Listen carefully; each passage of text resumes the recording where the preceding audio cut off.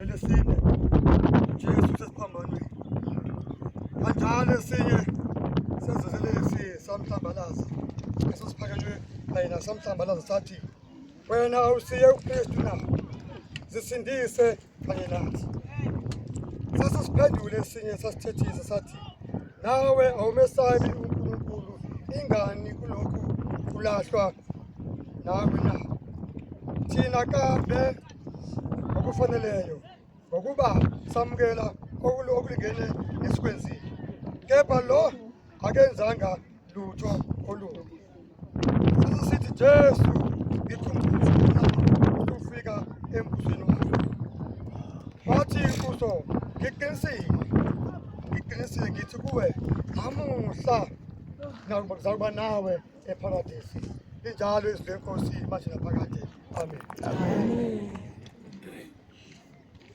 Ngibingelela baba Bishop. Baba uBishop. Omongameli nabafundisi bonke.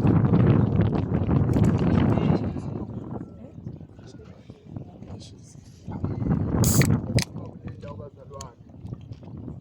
Bewathi baba uBishop manje usakha.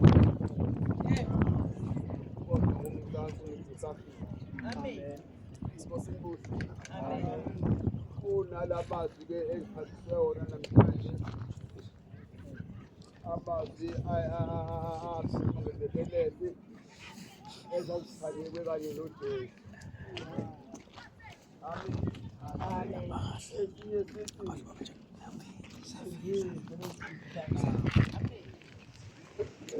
sithi awubesabi uNkulunkulu. Kazi thina singazi uba kufanele. Lwesibekele nayo kufanele. Inkosi inkosi. Amen. Jesu. Bazofika kusini wakhe. uJesu ubuyisa impendulo ngaleso sikhathi. Uthi khona namhlanje sizoba nawe eparadise. Bazalwane ngifisa ungabi mude.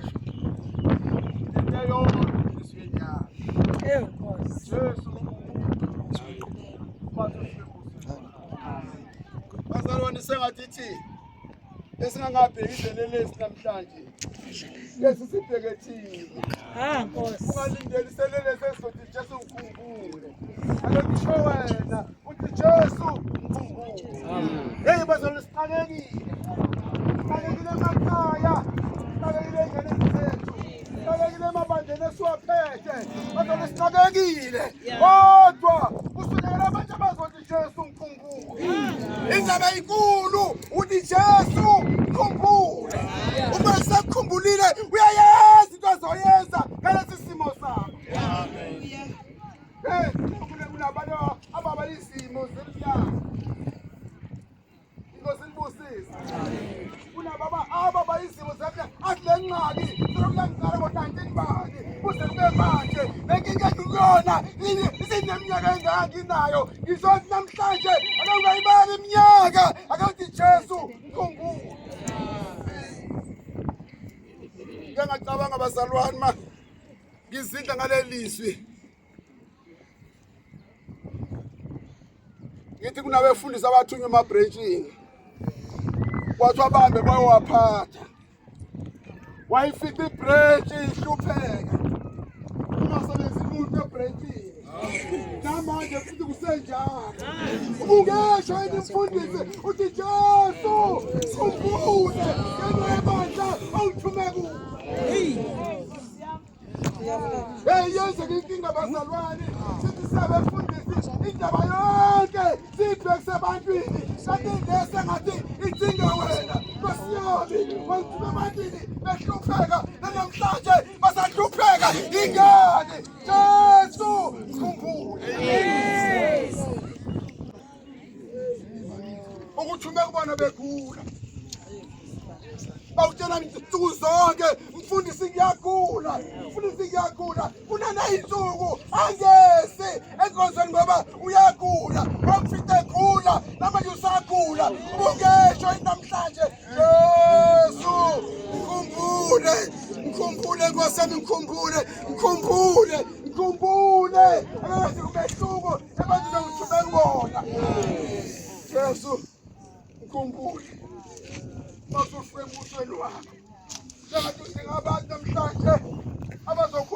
Jesu. Yini sithunywe ebantwini, sithunywe uNkulunkulu, abantu behlupheka baqhubeka bahlupheke, abantu bayafeyila asilungise into baqhubeka namhlanje bayafeyila. Kumele sikhumbule uNkulunkulu sithi masesifile babandleni bekhona umehluko. Ungasangikhumbulile nqayami, ungikhumbule nqaba nje ngithume kubona. Jesu ngikhumbule. Ungasangikhumbuli ngoba ngifuna ukuba ngcono, kodwa babengcono abantu ongithume kubona. Jesu ngikhumbule masufike embusweni wakho, sengathi ngasisho sonke. Jesu ngikhumbule. Yebo siyayibala iminyaka, siyazibala izinhlupheko, siyazibala iy'nkathazo, siyakubala konke okubi okusehlelayo, sengathi namhlanje into yinye ebesingayisho. Jesu ngikhumbule masufike embusweni wakho. Nkosi busise isilwa manje naphakathi. Khumbule Jesu.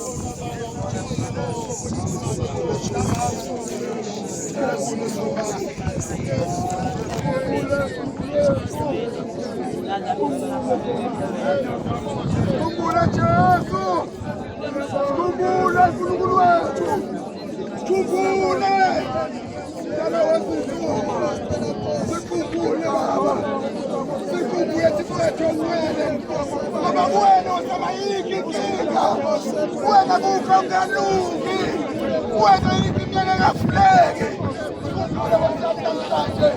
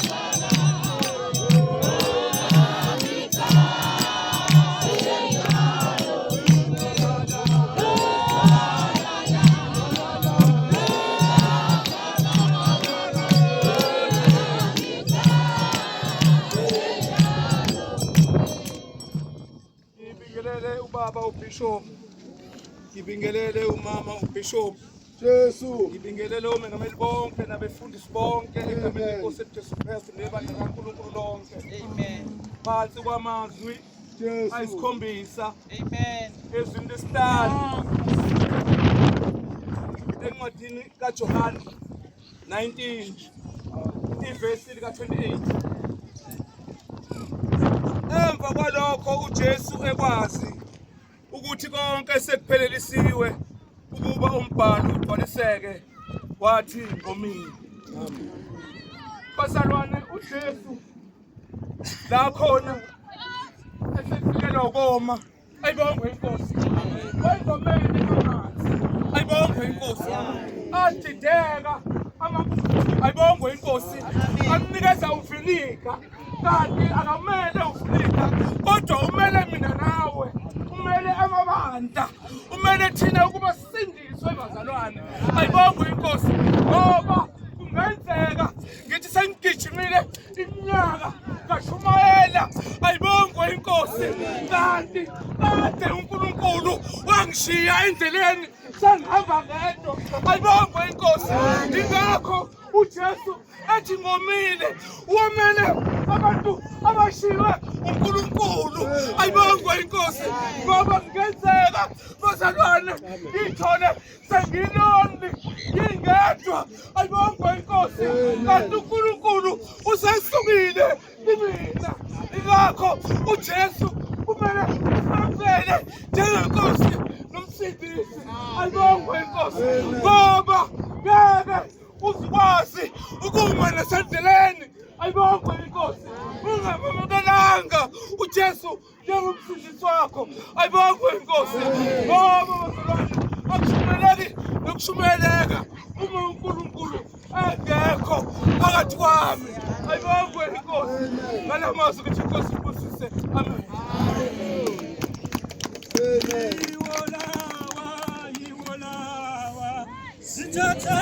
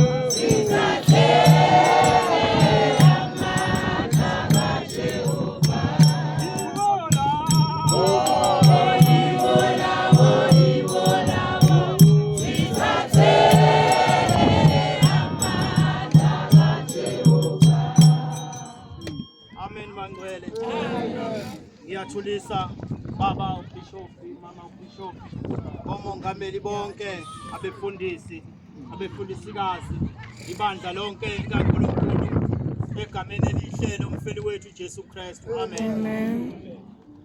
Izwi lesithupha esiza kulithola encwadini kaJohana 19 verse 29 no verse 30. Ofundela kanje, kwakubekiwe khona isitsha sigcwele uvinika, khona bathoma ilula ligcwele uvinika othini lwehisopi, balisa emlonyeni wakhe, wathi ukuba uJesu ewamukele uvinika, wathi kufezile, wakhebisa ikhanda, wafa linjalo izwi lenkosi, amen. Wasenzela isibela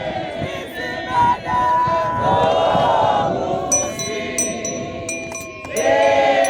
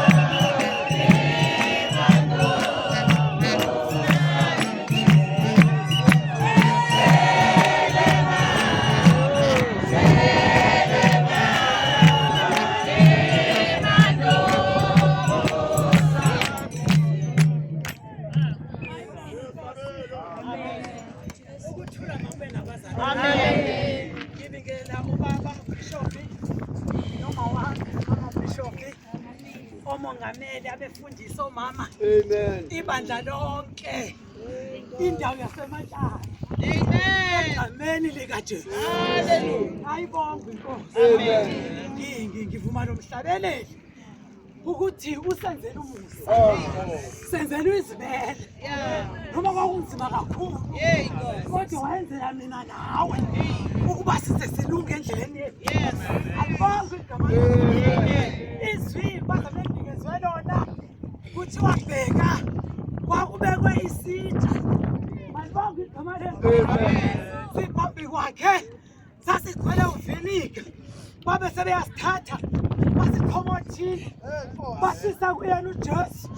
Malibonke igama lenkosi. Sisitsha bazalwane ngiyasibheka. Ngiyawubona lo vinika.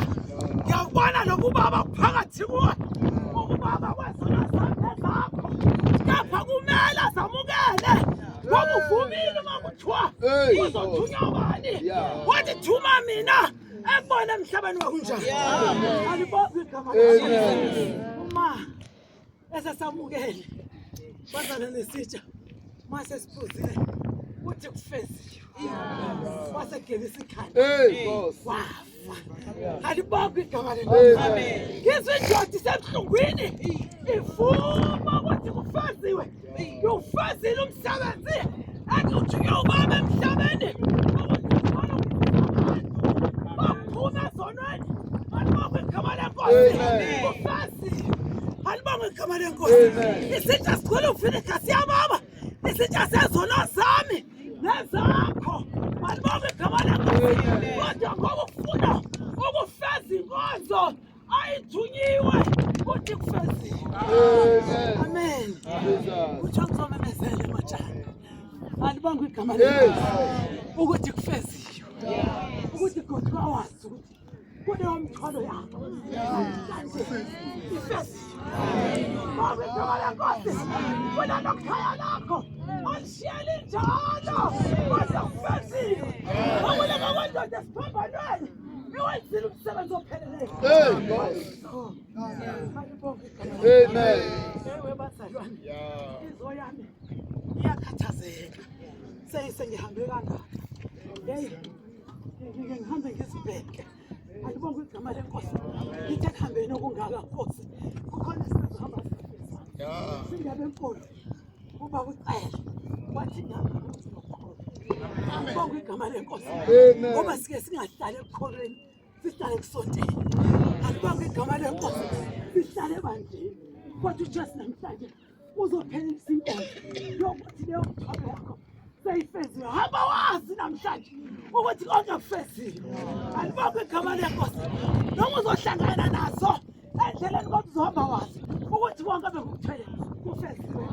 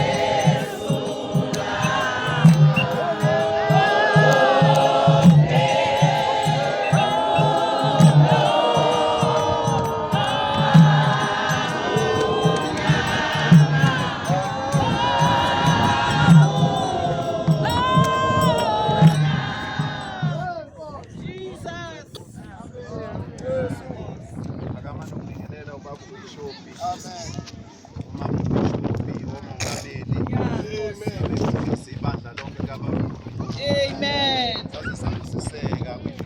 Jesus. Saze sabusiseka emanjani. Hallelujah. Umsebenzi-ke wokufunda incwadi ngokaLuka 23 ivesi yakhona u-44 ivesi lesikhombisa elisokwesini ivesi lokugcina izinto zonke seyiphelelisiwe seziphelele sizoqala ukufunda ivesi kungaba yihora lesithupha kwase kuba mnyama emhlabeni wonke kwaze kwaba ihora lesishiyagalolunye 45 kwafiphala ilanga ishenqo sethempeli sadabuka phakathi 46 uJesu wamemeza ngezwi elikhulu wathi Baba ezandleni zakho ngiyawubeka umoya wami eseshilo lokho wafa. Inkosi umsayibusise ukufundwa kwezithando. Amen. Ayibonge Nkosi. Amen. Siyabonga abazalwane egameni likaJesu. Bishophi, Bishophi, omegameni konke, abafundisi, ibandla lonke egameni likaJesu. Amen. Sesifike-ke ezwini lokugcina. Amen. Amen. Okunye izwi isikhombisa. Ayibonge Nkosi. Amen. Yo Calvary. Yo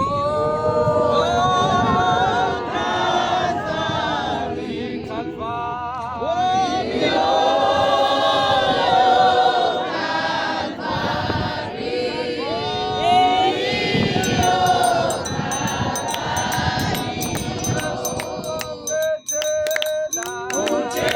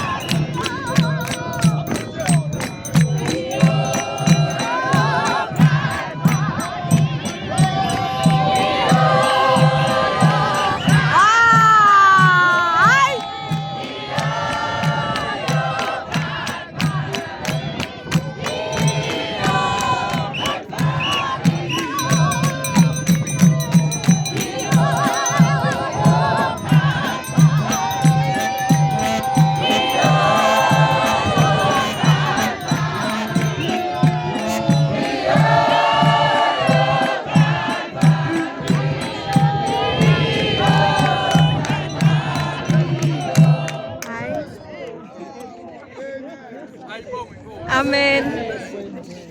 Sisezwini ke lokugcina bazalwane egameni lika Jesu Kristu waseNazaretha. Amen. Amen. Siyafisa ukuthi bazalwane ngiqale kahle. Amen. Ayibonge Inkosi. Amen. Ngiyafisa ukuthi nje sizwane kuqala khona noma ungasangizwanga mase ngiphuphuka kube ukuthi ungizwile ekuqaleni. Amen. Yizwi lokugcina ke leli uJesu alishoyo esewashilo onke amanye ngiyathembisa ukuthi ngizoba mfishane. Amen. Uma esewashilo onke lamanye ngifisa nje ukuqala ngithi uma uJesu eqala inkulumo yakhe uyiqala ngobaba. Nalama sesifika emaphethelweni uphinde uphetha ngayo ubaba. Okusho ukuthi kubalekile uma umuntu othi uyakholwa noma umzalwane ingabe bikho into ozenzela yona ngokuthanda kwakho ngoba yena uyisiqalo futhi uyisiphelo. Noma ngathiwa kwenzakalani phakathi ohambeni kodwa uma uqale ngaye it is guaranteed ukuthi vele futhi uzophetha ngaye. Manje akulula futhi akufuneki ukuthi uma uke waqala ngaye mawusubona izinto sengathi ziyabhetha phakathi nendawo bese uyakhwitha. Ungakhwithi uma uqale ngaye. Lelizwi likaNkulunkulu yena uAlpha aphinde abe uOmega. Ngamanye amazwi uma uJesu esitshela lamazwi ethi baba ezandleni zakho kubalulekile ukuthi kumuntu okholwayo noma ngathiwa kwenzakalani kodwa angakhohlwa ubaba yiba nobudlelwane noNkulunkulu. Manje ke sibheka indaba ke yesandla bese ngihlala phansi. Ayibonge Inkosi. Lelizwi kaNkulunkulu uJesu wasememeza ngezwi elikhulu wathi baba ezandleni zakho ngiyawubeka umoya wami khoma wase eyafa. Ayibonge Inkosi. Wathi meqeda ukumemeza wase yafa. Manje ke ngibheka indaba yesandla ngivumeleni badlali kaNkulunkulu ngibheka ukuthi isandla somuntu asifani nesandla sikaNkulunkulu. Ukhona umehluko phakathi kwesandla somuntu kunesandla sikaNkulunkulu. Sike sabona izwi likaNkulunkulu lisitshela ukuthi maqeda ukudalwa nje kwase kuba khona amadoda amabili uKhayini noAbela. Alibonge igama lika Jesu. Lelizwi likaNkulunkulu wathi sesuka lo munye waba nomona wasebula lo munye okusivezela ngokusobala ukuthi isandla somuntu asisoze safana nesandla sikaNkulunkulu. Ingakho kubalulekile ukuthi umuntu ophilayo abheke ukuthi ubekaphi umphefumulo wakhe awube sezandleni ezifaneleyo. Ayibonge Inkosi. Isandla kuphenduka ngisho isandla zabantu obethembileyo. Ayibonge Inkosi.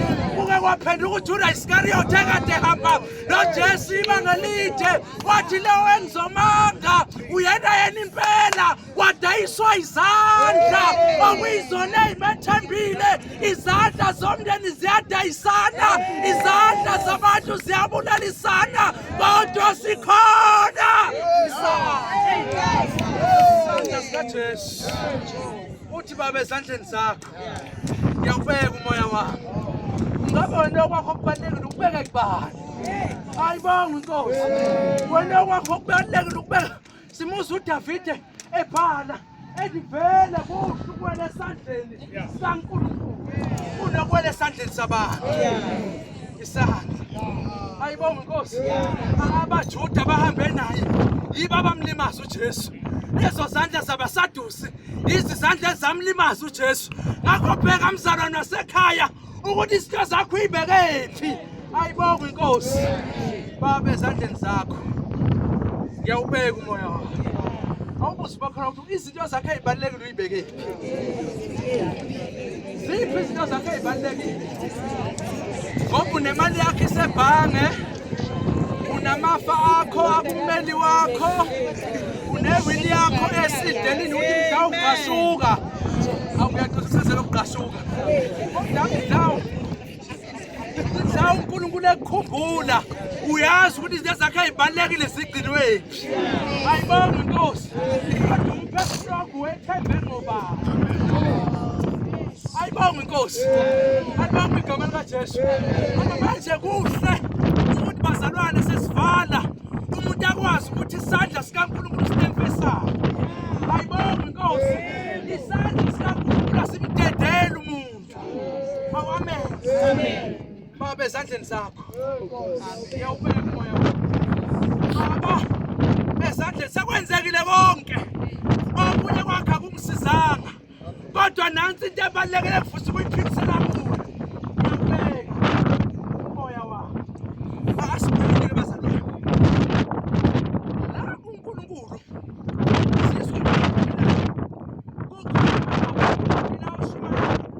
afika profeta aphilisa abantu swezwe mayisebuya ilizwi baba sashumayela egameni lakho asibabekanga yini izandla abantu baphile egameni lakho bese athi hambani ngokuba nginasi ngokusivezela ngokusobala ukuthi kuyenzeka ukwenze konke kwenzeke kodwa umoya wakho ungekho umnini wawo yenzeka usihambe neminyaka uthi uyakholwa ugqoke yona izevatho kodwa umoya wakho ungekho umuntu owunikayo umphefumulo wakho ubekephi.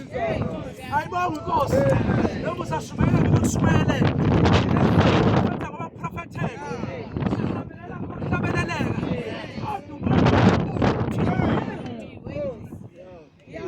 ayibonge inkosi awangivale ukuthi uJesu wabona kukuhle ukuthi awami umphefumulo angubeke uNkulunkulu.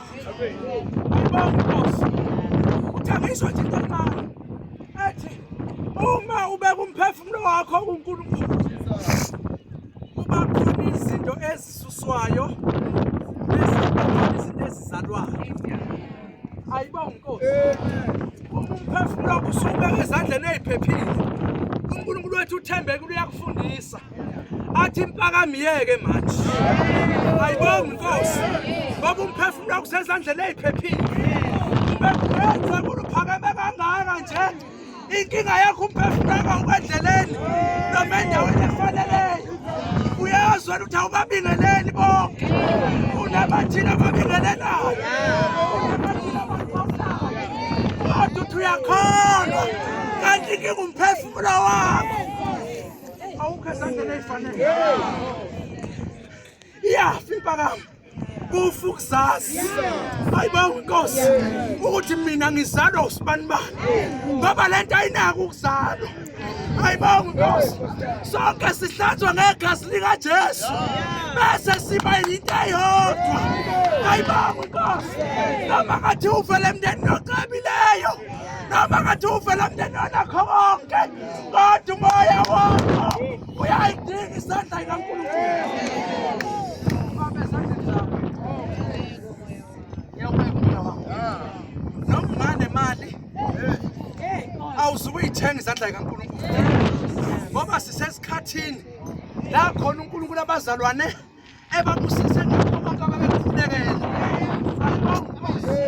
Okungeyona into erongi kodwa manje inkinga ukuthi bawusunakho laba abakuthwalile baya nabo uNkulunkulu laba bahambe nabo bangabi nabo kwenzenjani ngabo abasabakhulumisi abasakwazi nokungena kwakho ngoba usuphakeme kakhulu.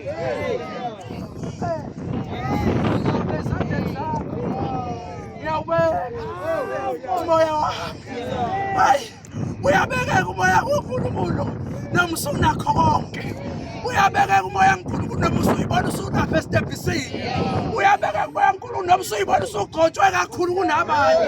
Uyabekeka umoya kaNkulunkulu noma usuyibona ngathi wena ungcono kodwa umoya wakho awuhlale ezandleni ezifanele. Ayibonge inkosi. Amen. Khuluma kahle ngikhuluma nabazalwane. Ayibonge inkosi. Siyokudla ngithi. Ayibonge inkosi. Mase sidla uyambona nje omunye ukuthi lo mzalwana kanaka. Kodwa ukwazi ukunika imthaza cele. Ayibonge inkosi. Kodwa kathi usesithambalweni. Umoya ubekile uNkulunkulu. Izinto akayitshelwa. Ayibonge inkosi.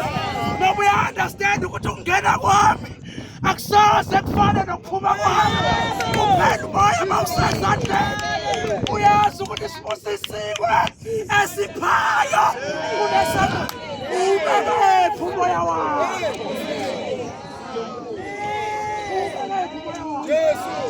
ayibonge Nkosi umoya wazalelwa ebandleni ayibonge Nkosi abafikayo abekho ayibonge Nkosi mhlawumbe uzalwa umfundisi abangazalwa befundisa abekho ngcono awuzukungena ngomfundisi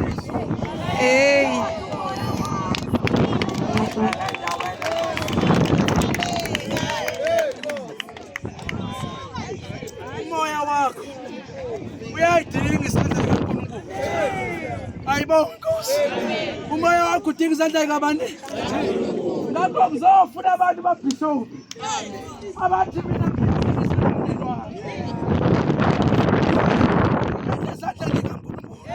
ngiza nomsebenzi ongiphe wona ulethe esandleni kaNkulunkulu ngoba abaningi ababewufuna bawutholanga for the fact yokuthi wawuthola kuwumusa kaNkulunkulu manje-ke musukwenze ngathi ungcono ukho hayi izenze ngathi unakho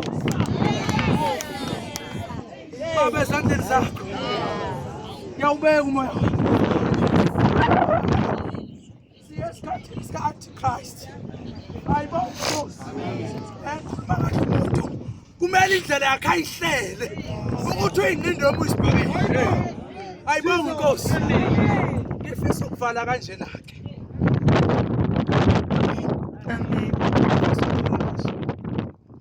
before ngibiza altar call siza umprofethi kaNkulunkulu amen uthi umprofethi kaNkulunkulu uthi uNkulunkulu mayekhuluma naye uthi sinjengobumba esandleni somuntu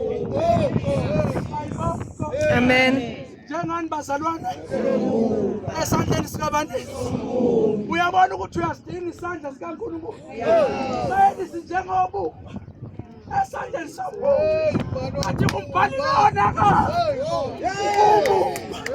nonakala inkinga lusesandleni akusho ukuthi kuhle uma kwenzeka izinto yiphela ziphela usesandleni ukuze ungayibulali kuhle ukuthi izinto bayiphethe ziphethe usesandleni akuzohlezi kodwa inkinga ukuphi ukhona yena esandleni amen Amen. nonakala phela siba kumkhethe sabatheni uma libalela kuphela amen siyanoma kunetha ayibonge Inkosi ngoba siqonda mamkundla ukuthi ngenzeka khona kube khona konakalayo ayibonge Inkosi ngenzeka kusasa kusumzali kuthiwa akekho ngenzeka kusasa kusekuthiwa ingane ayikho kodwa into ezokwenza ukuthi uhambe ngendleleni umuphe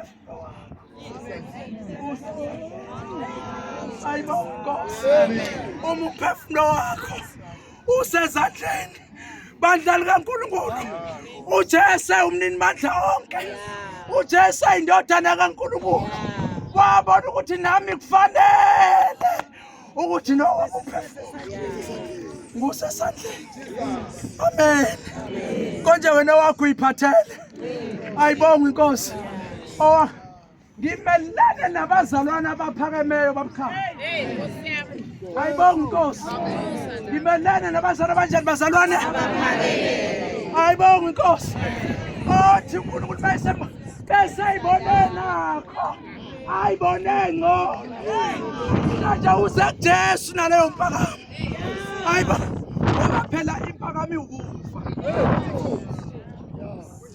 amen ngoba noma ususendaweni yokusizakala ikuthatha ikubeke lapha ayibonge Inkosi ahlabelele baqimba babona abanye bekhala usubabuka kanje uthi bathi bayini bakhalelana kanti inkinga basesandleni bayazikhala le ndawo efanekayo manje wena ukwazi phela ukukhala ngoba uyaziwa phezulu ayibonge Inkosi Dinika sakhe. Sonke lisapho. Baba.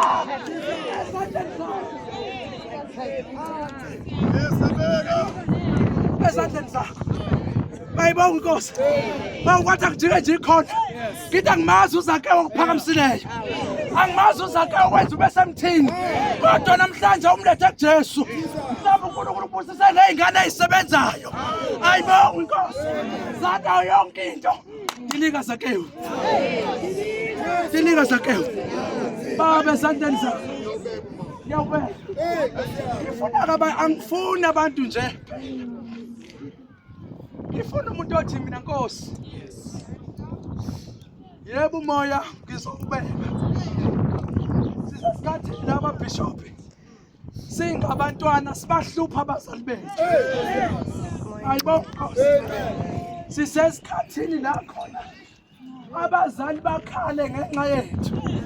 Ayibonga inkosi. Ngifuna ukuzokhuluma nabantu abasha namhlanje. Ozothi yebo sengikwenzile konke. Kodwa namhlanje ngiyafisa ukuyiletha uNkulunkulu. Ayibonga inkosi. Awu ngihambela ububoyisi. Bantwana. Usoyisulwana. Sasale sasile. Sabakusona nantonga ikhoma. Kepha ngiyabenzela umusa. Abangithandayo. Bese bayidini. Baba esandleni zakho. Ngiyawubeka umoya. Akaze kube nje. Kade ngirayithola lo. Kodwa kuvele kwasinda nje esikhaleni. Woza uNkulunkulu. Ayibonga inkosi. Sisemsebenzini. La khona umuntu usebenza naye kanti akafuni. Mlethe uNkulunkulu. Ayibonga inkosi. Ngifuna labo bantu abathi nanku umndeni wami. Ngiza nawo. Mhlawumbe abanye bayigqoka yona ijoyini. Kodwa bamamukela uJesu. Ayibonga inkosi. uJesu uyindlela. Uyiqiniso. Uya nokuphila. Akekho uyaqaba ngaphandle kwakhe. Akusiyi Jerusalema kusakubaba. Umuntu uKristu Jesu. Ayibonga inkosi. Usohambile iminyaka. Benzeka futhi ukhona. Uhamba iminyaka. Bese ubudlelwane buyanqamuka. Ayibonga inkosi. Bese kuba ukuthi uku-7th floor. Ayibonga inkosi. Awufuna ukubuyela. Ukuthi engathi i-connection yami noNkulunkulu ilahlekile. Usuhamba nge-experience yakho. Ngoba uyakwazi wena ukwenza. Baba ezandleni ngifuna labo bantu. Babe babili. Ayibonga inkosi. Abathi baba ezandleni zakho. Ngiyawuletha umoya wami. Abathi ngikhuphuka nomndeni wami. Ayibonga inkosi. Amen. Ukusho lento ke bamcela. Ukuthi abanye. Uthi umuntu wazothina abantu. Ngoba ngiyaziwa. Ayibona ndaba inomuntu noNkulunkulu. Yabona ngoba ngilana nje angazi kuzogoduka nini. Ayibonga inkosi. Kube kushubayela ngaka namhlanje. Next week kuyofihlwa mina. Kodwa kuhle. Uma ulindela yonke into ubudlelwane. Ukhona phakathi kwakho noNkulunkulu. Ngifuna abantu mina Nkosi uJesu. Ngiza nomndeni wami. Mina Nkosi uJesu. Ngiza nezingane zami. Mina Nkosi uJesu. Ngiza nomsebenzi. Mina Nkosi uJesu. Ebranchini engikhonza kona kusaba bawu4. Namanje ayikhona. Hayibo. Nathi branch ngiyayiletha ezandleni zakho. Nasi sifo Nkosi uJesu. Sehlala iminyaka. Asiphele. Siyababulala abanye wena ukafi. Woza kuJesu. Izwi la ihlabi izwi. Yo yami.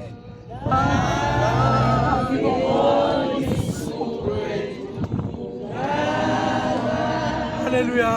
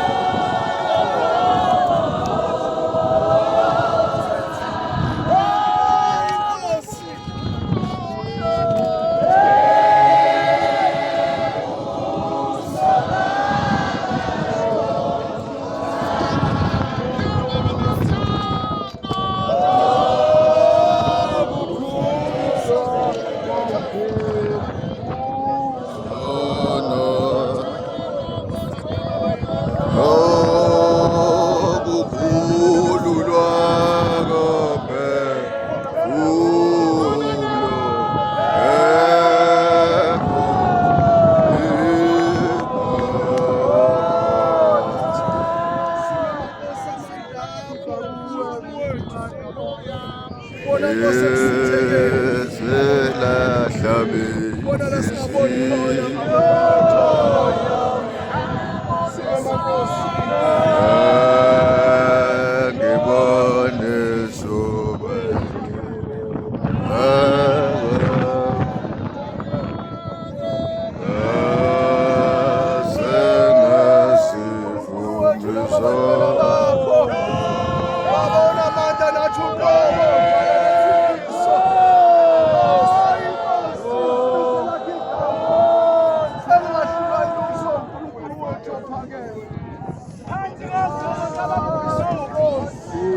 namhlanje sila ematshani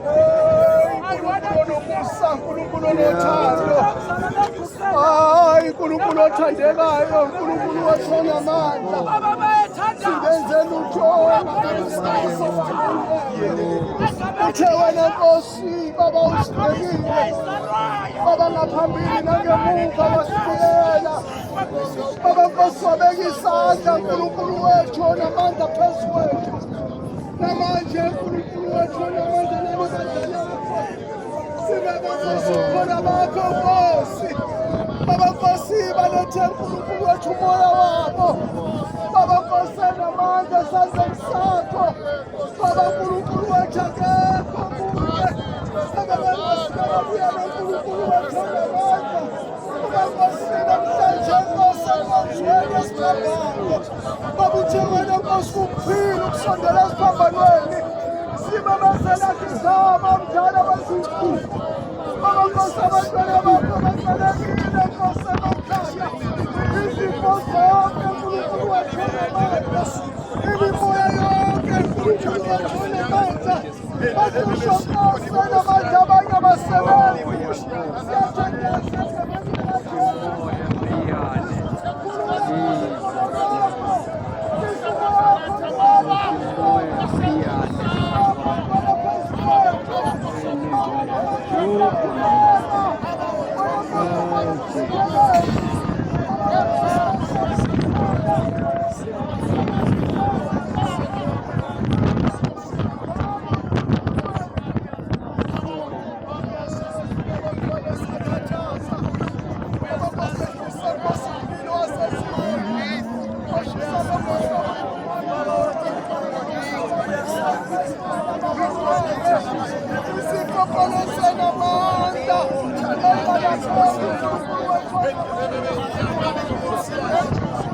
Jehova wena uyinkosi yamakhosi uNkulunkulu izolo uNkulunkulu namhlanje uNkulunkulu naphakade lakho